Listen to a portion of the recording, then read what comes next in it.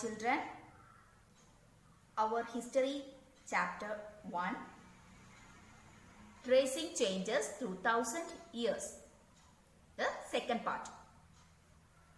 Previous chapter we studied about maps. Now new social and political groups in medieval period. This period was marked by huge changes in many aspects of society. The medieval period was marked by huge changes in many aspects of society. New technologies appeared like the Persian wheel in irrigation, the spinning wheel in weaving, and firearms in combat. New foods came and beverages arrived in the subcontinent. Potatoes, corn, chilies, tea and coffee, etc. And also new ideas, thought and philosophies came in this period. As a result, this was a period of economic, political, social and cultural changes. All these came along with people who moved from place to place and also to far off lands. The medieval period, this period of was the great mobility.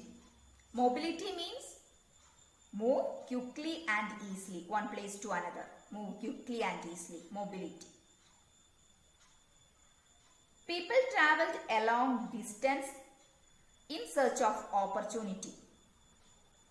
This subcontinent held immense wealth and the possibilities for people to carve a fortune. Throughout this period, there was a gradual clearing of forests and extension of agriculture. Changes in their habitat forced many forest dwellers to migrate.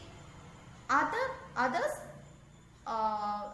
started tilling the land and became peasants. Peasants means farmers. New peasant groups gradually began to be influenced by regional markets, chieftains, priests, monasteries and temples, and required to pay taxes and offer goods and services to local lords. As society became more differentiated, people were grouped into jati and subcastes and ranked on the basis of their backgrounds and their occupation, rich, poor, etc. Mainly 4 castes in that time: Brahmin, Kshatriya, Vaishya and Shudra. Ranks were not fixed permanently and weighed according to the power, influence and resources controlled by members of the jati. The status of the same jati could vary from area to area. Jatis framed their own regulations to manage the conduct of their members.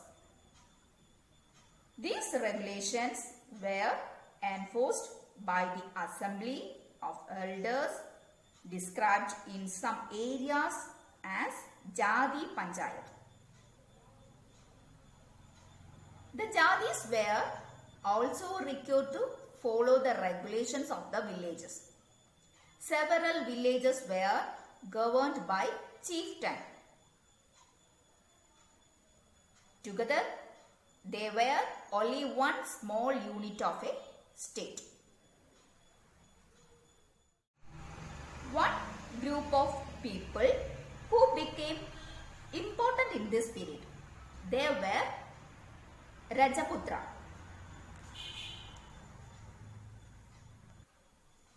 Rajaputra means the son of ruler, Rajaputran. This term was applied to a group of warriors, Rajaputra, the warriors, who claimed Kshatriya caste status. We already said the caste system. Brahmins, Kshatriya, Vaishya, Shudra. The king belongs to the Kshatriya. Rajputs were not just the rulers and chieftains, but also soldiers and commanders. They served in the armies of different monarchs all over the subcontinent. A chivalric code. Chivalric means kindness and courage. A chivalric code of conduct, extreme valor and a great sense of loyalty were the qualities attributed to the Rajputs. Rajputs qualities. That means Rajputs were very loyal to their Madhrubhumi, their kingdom. Similarly, Marathas, Sikhs, Jats, Ahams and Kayathas also were politically important in this period. Sikhs, Jats, Ahams, Kayathas, the four groups, Marathas, the five groups were politically important in this period. The next topic, region and empire. In this period, there are so many regions and so many kingdoms were formed. Many large states like those of the Cholas, Tughlaqs and Mughals covered many diverse regions of the subcontinent. These large kingdoms conquered regional states often to expand their empire. When the Mughal Empire declined in 18th century, Mughal Empire declined in 18th century. It led to re-emergence of regional states. Across the subcontinent, regions were left with legacies of big and small states that had ruled over them. This was clear in the emergence of many distinct and shared traditions. In South India, Cholas were the greatest empire, and North India, Sultans, Delhi Sultans were the rulers, Tughlaqs, Mughals, etc. Delhi Sultan Ghiyasuddin Balban, Delhi Sultan, one of the Delhi Sultan Ghiyasuddin Balban praised a Sanskrit poem Prashasti praised the Delhi Sultan Ghiyasuddin Balban. He was the ruler of Delhi from 1266 to 1287. His vast empire was so huge that stretched from Bengal in the east to Ghazni in Afghanistan in the west. Bengal in the east to Ghazni in Afghanistan in the west, and included all the South India. It is said the people of Ganda, Andhra, Kerala, Karnataka, Maharashtra and Gujarat are so scared of him fled before his armies. Although historians say that these claims are exaggerated.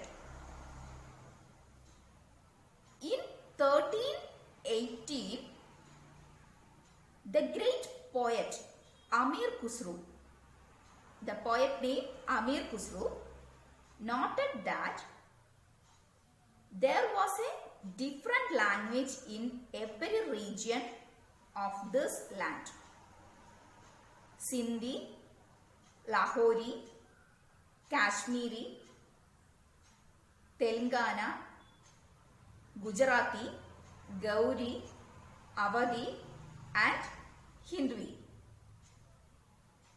Sanskrit, which did not belong to any region.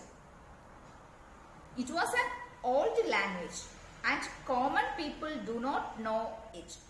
Only Brahmins do. When you hear the word Kerala, what comes to your mind? Kerala, coconut, avial, the food avial, curry, rice field, rivers, pond, greeny fields, etc. But Rajasthan, when you hear the word Rajasthan, what comes to your mind? Cactus, desert, hot, etc. So the reason is different region has different geography, culture and languages, isn't it? Today there is a blend of traditions happens. There was a pan-region empires, pan-regional. It means empires spanning across diverse regions. These pan-regional empires led to the exchange of cultures between regions. But Mughal Emperor declined in 18th century and smaller regional states regained control. So they still had their shared culture. Even today we have different states, different culture, different foods, etc. Cholas, Khaljis, Tughlaqs and Mughals were pan-regional empire in medieval India. Pan-regional.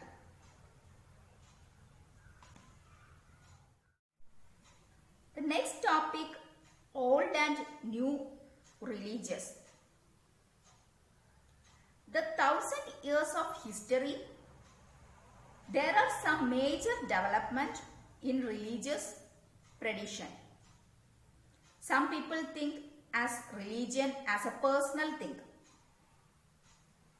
Majority of people generally practice in collective way.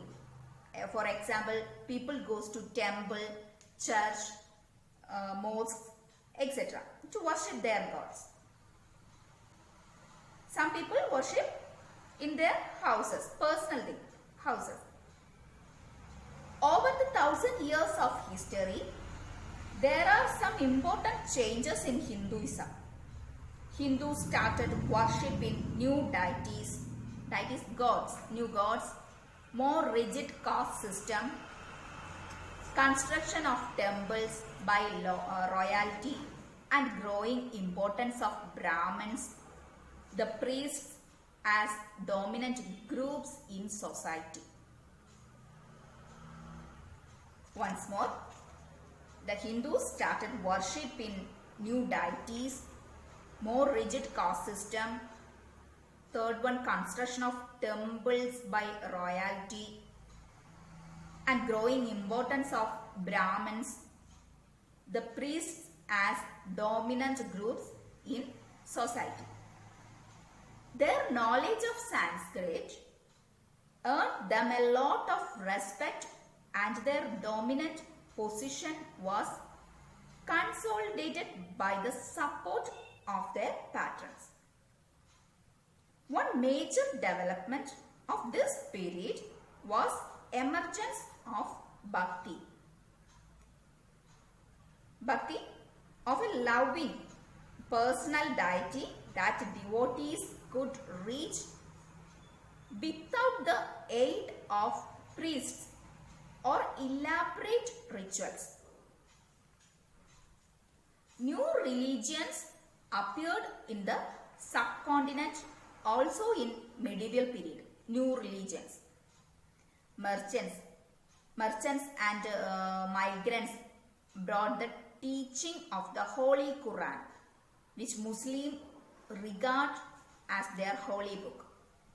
Muslim holy book, Quran. So many rulers were patrons of Islam, and the ulama, that means learning theologians. Ulama, that Arabic word. Like Hinduism, Islam was interpreted in a variety of ways.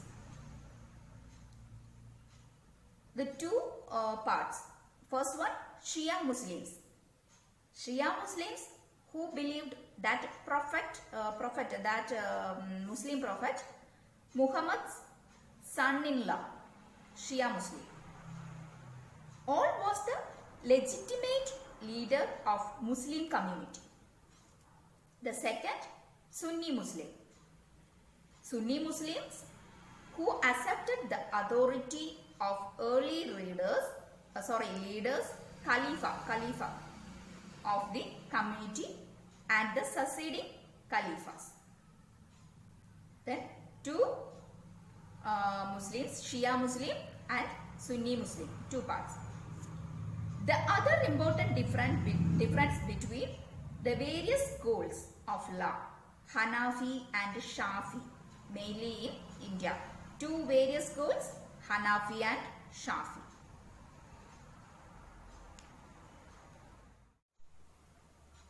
Changes in social, political and economic order over a very large span of time is studied by dividing the time into large segments called periods that shared some characteristics.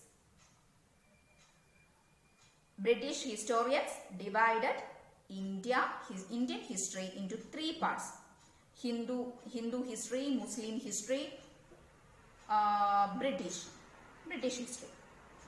This was done basically upon the religion of the rulers.